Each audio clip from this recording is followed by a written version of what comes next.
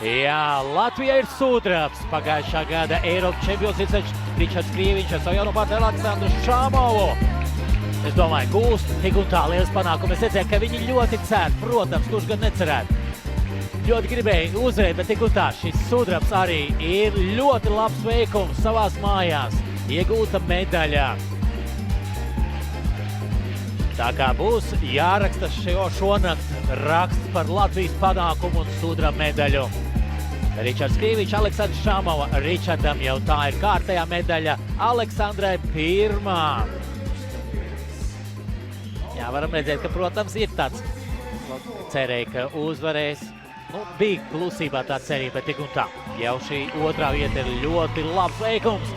Lūk, Adria Hernandez, Emīlija Učinaite, spāņu puisis un Lietuvas meitene, iegūstot pirmās vietas visās 5 dejās, kļūst par Eiropas čempioniem. Iepriekš manis pieminētais iztrūkstošais zelts ir šodien nopelnīts. Pirms gada viņi nopelnīja bronzu Nīderlandes ostas pilsētā Rotterdamā. Kādais Krīviņš, Golubevs un Ibanez Brenners viņi bija 3. Šogad pasaules čempionātā Ķīnā 18. jūlijā viņi aiz lietuviešiem Mitkus un Jančinaites ieguva sudrabu. Un tagad arī zelts šim spēcīgajam, vispusīgajam pārim.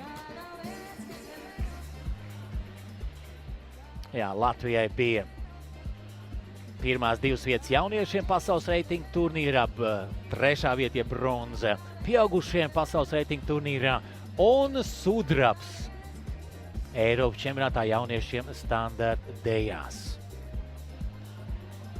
Nekas vēl nākamgad ir iespējas atkal lūgt laurus un izcīnīt medaļus. Un lai tas arī izdodas citiem Latvijas pāriem dažādās vecuma grupās. Tagad par godu uzvarētājiem būs Spānijas himna.